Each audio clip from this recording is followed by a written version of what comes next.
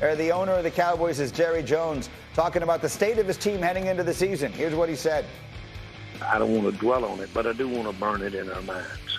I like that, continually reminding that we need to not only get in the playoffs, but we need to get way deep into the playoffs so we got a chance. I think this team is reflecting that. So that is the narrative. That's what Jerry said. What does Swagoo say? Well, let me rephrase for Jerry G. I know we came up short. I know that we need to win. And I know that these damn penalties better go away or I will be telling Mike McCarthy bye-bye. All right, that's what it boils down to. Look, Jerry is talking subliminal and everything is nice before the season starts. And he's talking about, I want to burn it into their mind, but I'm not going to dwell on it. Oh, yes, you are. He's going to be in front of the camera and he's going to say it every time something goes awry. I'm dwelling on it. We have to win, Mike McCarthy, or trouble is on the horizon. That is what Swagoo says. Let's see what Mike T and Diana. Diana, I see you nodding along. What do you think? How do we feel about the Cowboys and their coach heading into week one? I'm just laughing because I feel like I should be the northerner to translate the southern accent, right? Southerners say things so nicely. I feel like I just need to say it the way I say it in Jersey, which is, you better freaking win, right? You better win or you're going to the dumpster. Because that's how I hear it. Swagoo's got his thing, but this is how we say it up here in Jersey, right? Like, because the reality is Mike McCarthy's been given an opportunity here to go out and win. Jerry has done a fantastic job in the draft over the last few seasons, giving him players. Let's just even discuss this offensive line situation, right? Because let's just face it, that's the headline right now with, we know, Tyron Smith being out here and Tyler Smith, the rookie, who Jerry drafted knowing that they've got to bolster this offensive line. He's dealing with some injuries. You know, Jason Peters, the Eagle Great, is going to be coming in to visit with the Dallas Cowboys to hopefully give them something as they try to sort this out. But Jerry's done his job. It's now time for Mike McCarthy to step up before Sean Payton walks. Starting quarterback. Here's what he said.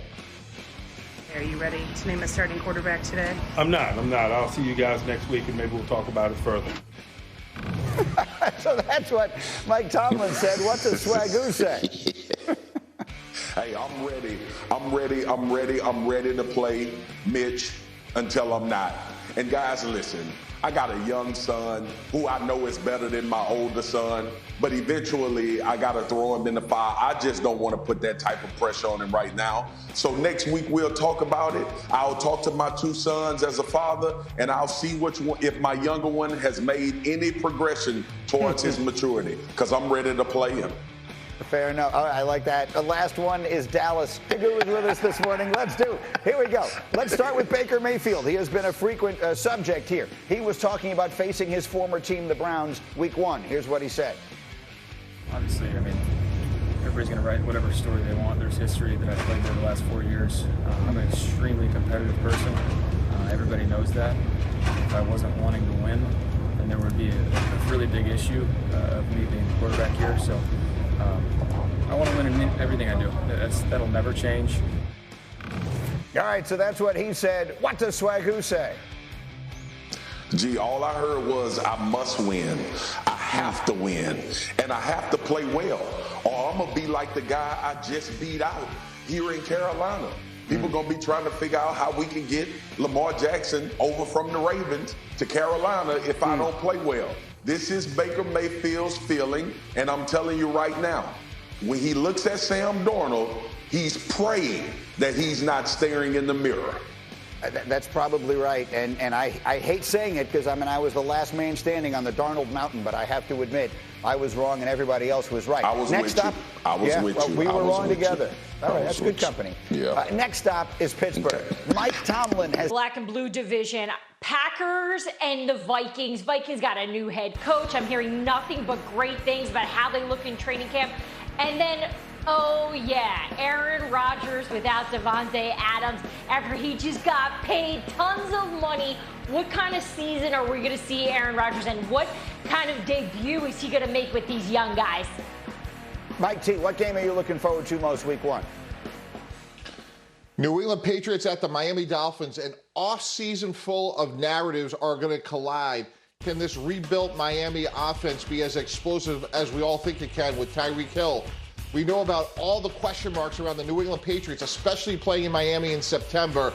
Mac Jones, the offensive line, who's calling plays? So we have months and months of speculation colliding. I can't wait to see this play out. Okay, I really had anticipated that all of you would take Jets Ravens, and that's why I didn't. I just thought I'd go a little different direction. So in the absence of that, I will go with the Bucs and the Cowboys. Are you kidding me? You got Tom Brady against the star. Let's see what Dak Prescott has ready to do this season. Let's see if the Cowboys can commit, I don't know, fewer than 15 penalties. Let's see if the interior of that offensive line for Brady can hold up in front of him.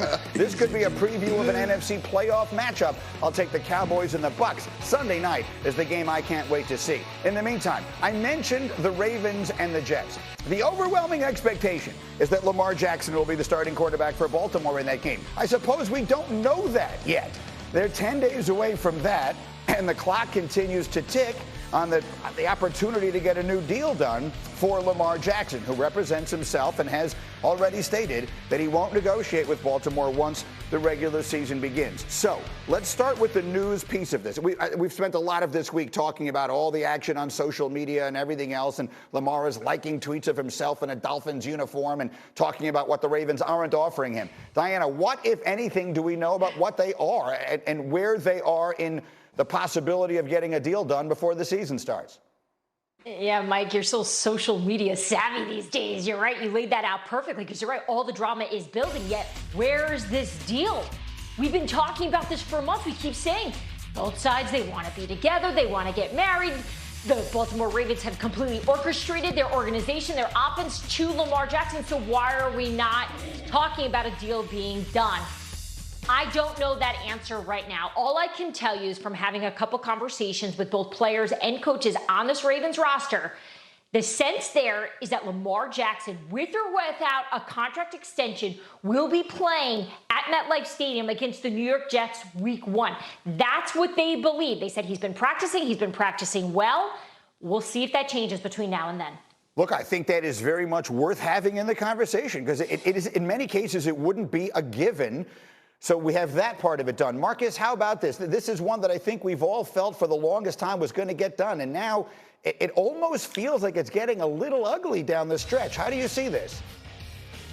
And, G, that was my sentiment early in the season. You thought that both the Baltimore Ravens and Lamar Jackson were having cordial conversations, and we were going to get to a point where we did get close to the season, i.e. right now, and they would have a deal done. And I understand we have a little time before the first game of the season, but ultimately, man, this is contentious now. Like, I thought it was cool. Lamar was showing up to OTAs and training camp. It didn't seem to be a lot going on. And when I say contentious, I don't mean that they're going back and forth in a malicious way.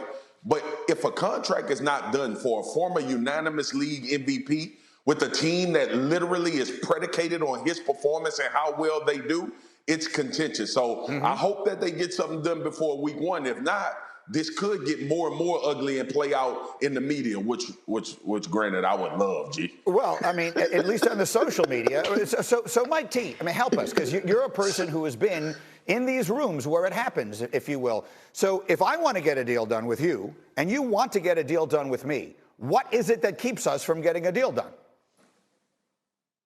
The Cleveland Browns and Deshaun Watson's $230 million guaranteed. I would try to bring Lamar into the office this weekend, throw the key away and say, hey, we are not leaving until we get some reasonable deal done. And Deshaun's going to say, no, look at this graphic. I want $230 million fully guaranteed.